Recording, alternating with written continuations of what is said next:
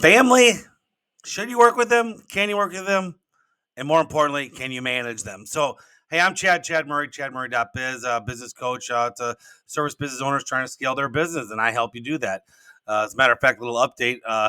Two-thirds of my clients here over the last year have gotten more than 50% more sales growth over across the board. I've got one that's got a 95, almost doubled his business, and another one who does 70. My average is around 50%. So if you want to scale your business, I got the proof to show it and the references to do it. So let's get into this. Family. Can you work with your family? And I'm going to lump friends in here too. So you might have, best friends or associates that that have been close to as friends, and you want to bring them in your business. They see you're doing a good job.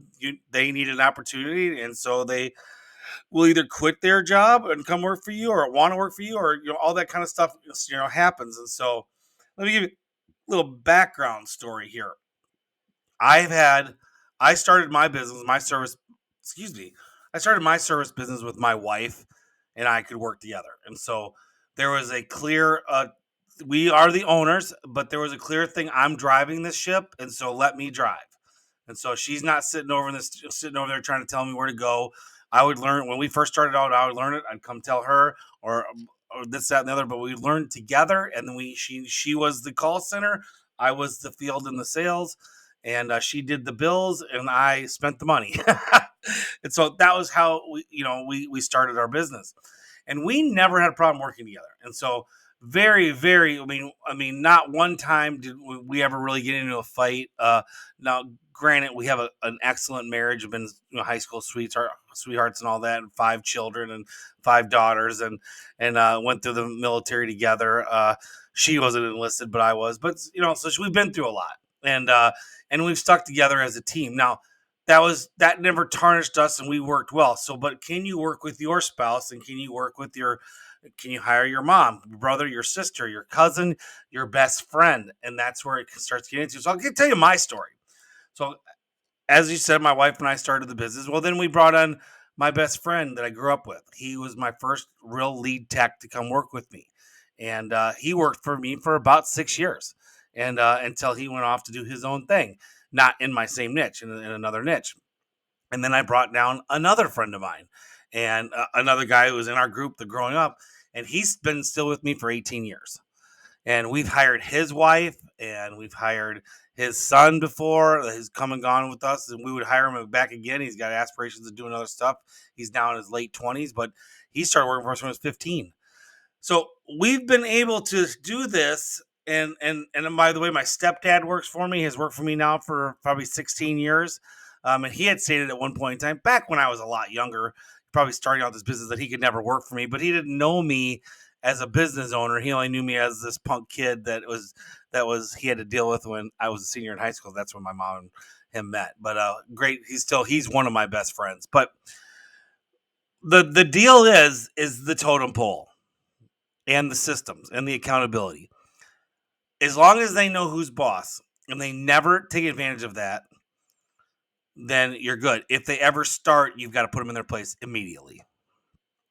And they have to feel as accountable to working for you with no special privileges. And if the day they start feeling like that's the day you should get rid of them.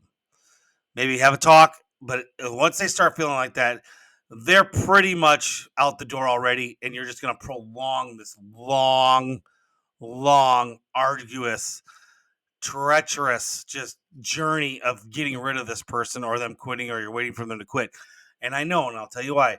I have 3 clients right now dealing with family issues, and all of them know they need to terminate this family member, and all of them are scared to do it. Why? Because they feel like they owe them, or they feel bad for them, because all this stuff. And it's like, you're putting themselves in this situation that has happened, and it's very uncomfortable. But because and I'll tell you, they didn't. So all of these people were hired before I started managing them. If they had come to me and said, should I hire my brother-in-law, this one particular, should I hire my brother-in-law? And I'd be like, let's talk about him. And his case was, well, he's worked for us before, and we fired him 2 other times. And I'm like, no, Fuck no, you shouldn't hire him. That's just stupid.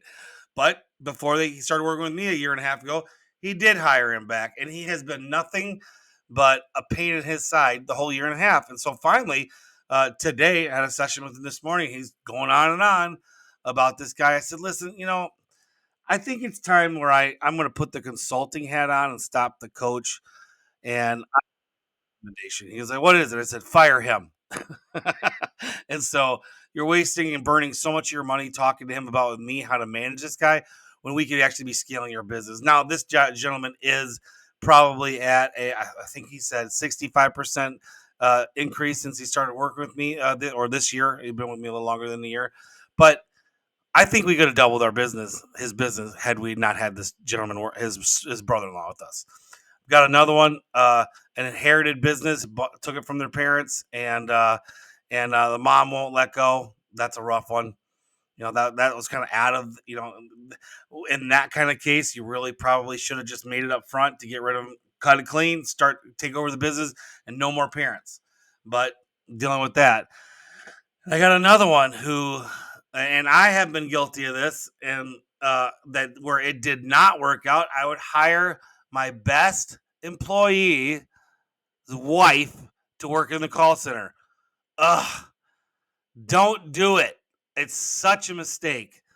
And it's never worked out for me. They always turn up to be the wrong person. They're scheduling wrong. There's favoritism. It's just terrible. So the moral of all of this saying is you have, like I said in the beginning, is you have to make sure that these people stay on point and on track and on mindset, that they are no better of an employee, and they are at work will to be let go at any time, terminated any time if they overstep their bounds. They have no special treatment whatsoever, and they should not be trying to gain the system over you. And if they are, it is time to cut the cord, and there is only one way to get rid of family. That is rip the goddamn band-aid off and fire them, terminate them, and never look back. I'm sorry, Christmas will suck this year. Halloween will, I mean, Halloween. Well, you're waiting for Halloween. Your holidays are gonna suck till it gets mulled over. But it is what it is. And we've all made the mistake. I was fortunate that it never really burned me, but it burned me with the employees' wives. And so my biggest and strongest suggestion is, if you have a family member that's giving you shit and it's really bothering you, just pull the band-aid off and let go. Just terminate them.